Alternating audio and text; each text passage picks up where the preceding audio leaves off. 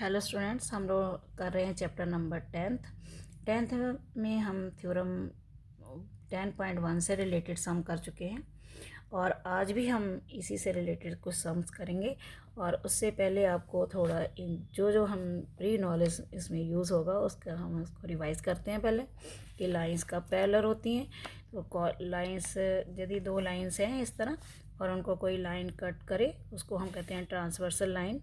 और transversal line जो angle बनाती हैं, जैसे ये 1 और 2 है, ये कॉरस्पॉन्डिंग एंगल है तो कॉरस्पॉन्डिंग एंगल इक्वल होने चाहिए। अल्टरनेट इंटीरियर एंगल्स भी इक्वल होने चाहिए।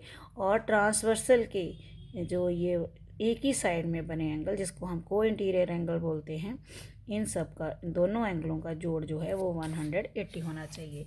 अब ऐसे दो एंगल जिनका सम 180 होता है उनको हम कहते हैं सप्लीमेंट्री एंगल्स। और क्वाड्रिलेटरल के बारे में आप जानते हैं कि क्वाड्रिलेटरल फोर साइडेड फिगर होता, फोर साइडेड एक से घिरा हुआ एक फिगर होता है जिसमें 4 एंगल्स होते हैं और 4 एंगल्स का जो सम होता है वो 360 होता है। तो इसी से रिलेटेड आज के हमारे सम्स हैं। तो आप देखिए सेकंड सम, देखिए क्या क्या दिया हुआ है हमें। T P and T Q are 2 tangents to a circle, circle पर 2 टेंजेंट्स है P T and T Q, और उसका सेंटर क्या है सर्कल का ओ है। तो हमें और भी दिया हुआ है एंगल पी ओ क्यू जो है वो 110 का दिया हुआ है। तो हमने क्या निकालना है, एंगल पी टी क्यू निकालना है। देखिए स्टूडेंट्स, ये जो सम है बिल्कुल ये हम ऑरली भी कर सकते हैं। देखिए ये पी टी टेंजेंट है तो एंगल पी जो होगा कितने डिग्री का होगा, 90 डिग्री का होगा, और एंगल क्यू भी कितने का होगा, 90 डिग्री का। तो आपको पता है क्वाड्रिलेटरल में कितने एंगल्स होते हैं, 4 एंगल्स होते हैं। इन 4 एंगल्स का जो जोड़ होता है वो किसके इक्वल होता है आपको पता होना चाहिए, वो होता है 360 का। तो ये देखिए ये भी 90 का, ये भी 90 का, 180 हो गए। और अब 360 में से यदि हम 180 माइनस कर दें तो हमारा आंसर 180 आया। अब यही एंगल 110 है तो इसका मतलब ये दोनों एंगल का जो सम होगा वो 180 होगा। तो ये एंगल 110 का है तो ये एंगल कितने का हो जाएगा हमारे पास, 180 में से 110 माइनस कर दो, कितना आ जाएगा 70। तो ऑप्शन क्या आ गया स्टूडेंट्स हमारे पास 70। तो अब मैं आपको इसको करके बताती हूँ। चलिए अब इसकी जस्टिफिकेशन देते हैं कि ये 70 कैसे आया। देखिए P T is tangent at point P, so angle P is equal to 90 degree आ गया। और क्योंकि ओ पी जो है इज़ ए रेडियस, ठीक है, फर्स्ट थ्योरम से। इसी तरह हम लिखेंगे T Q is tangent at point Q और ओ क्यू इज़ ए क्या है, radius. So angle Q is equal to कितना आ गया 90।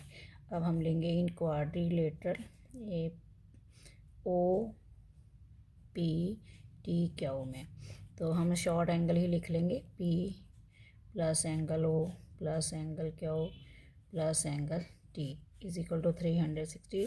ये हमने छोटे नाम दिए हैं क्योंकि हमारे पास एक ही क्वाड्रिलेटरल है और कोई है नहीं है, तो इसी के हमने एंगल्स लिख लिए हैं शॉर्ट में। तो एंगल पी जो है वो हमारा 90 का है, ओ हमारा 110 का है, और क्यू जो है वो भी 90 का है। तो हम टी निकाल लेंगे 360 डिग्री। तो ये हम इधर ले जाएंगे, ये बाकी ये देखिए 90 क्या हो गया 180, और 180 और 110 कितना हो गया हमारे पास 290। अब एंगल टी निकाल लेंगे 360 माइनस 290, तो माइनस करके आ गया हमारे पास देखिए 70 डिग्री।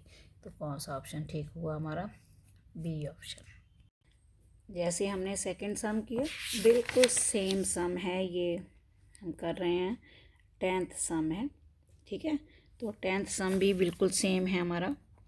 अब देखें कैसे करेंगे इसको। स्टेटमेंट बस देख लीजिए आप, ये बस एक थ्योरम टाइप स्टेटमेंट लिखी हुई है। Prove that the angles between 2 tangents drawn from an external point two a circle, मतलब बाहरी पॉइंट से 2 टेंजेंट्स खींची गई हैं और वो जो एंगल्स हैं वो बाहरी पॉइंट से जो खींचे गए हैं वो supplementary to the angle subtended by the line segment joining the points of a contact at the centre. मतलब ये जो हमने टेंजेंट्स खींची हैं और ये वाली टेंजेंट्स, इन ये वाला एंगल, इनके बीच में बनने वाला एंगल और जो सेंटर पे बन रहा है, ठीक है, line segment joining the points of contact at the centre, और जो हम इनके पॉइंट कॉन्टैक्ट से जो लाइनें ज्वाइन कर रहे हैं, मतलब रेडियस ही ज्वाइन होंगी, तो उनके बीच का जो एंगल होगा, इन ये दोनों जो एंगल होंगे वो सप्लीमेंट्री होंगे। तो बिल्कुल सेम करना है स्टूडेंट। इसमें हमें लेट करना पड़ेगा, हमें सर्कल लेना पड़ेगा जिसका सेंटर ओ है, फिर पी क्यू और पी आर हमने टेंजेंट्स ड्रॉ कर ली सर्कल पे। तो सप्लीमेंट्री मीन्स होता है ऐसे दो एंगल जिनका जोड़ जो होता है 180 होता है। तो पी और ये वाले ओ एंगल का जोड़ 180 होगा। बिल्कुल सेम हमने करना है। P Q is a tangent at point Q, O Q is a radius, तो क्यू एंगल 90 का हो गया। इसी तरह आर एंगल भी 90 का होगा। क्वाड्रिलेटर ले लेंगे और हम फिर प्रूफ हो गया। देखिए angle P plus angle Q O R जो है क्यू, ये जो कितने आ गया 180। अब देखिए fourth sum, very very important sum है ये, अक्सर एग्ज़ाम में पूछ लिया जाता है कि prove that the tangents drawn at the ends of a diameter of a circle are parallel. तो हमने एक हमें सर्कल दिया हुआ है और क्या दिया हुआ है, डायमीटर दिया हुआ है। देखिए ए बी डायमीटर है। डायमीटर के एंड पॉइंट से हमने दो टेंजेंट्स खींची हैं। एक एम टेंजेंट्स लाइन खींची है, एम टेंजेंट से ए पॉइंट पे, और दूसरी लाइन एन है जो टेंजेंट है एट पॉइंट बी पर।